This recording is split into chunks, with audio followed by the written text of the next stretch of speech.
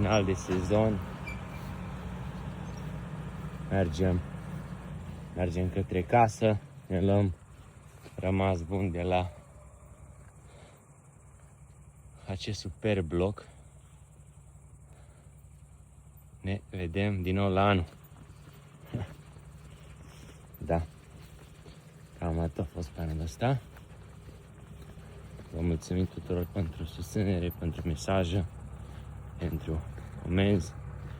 Vă dorim multă sănătate și numai bine.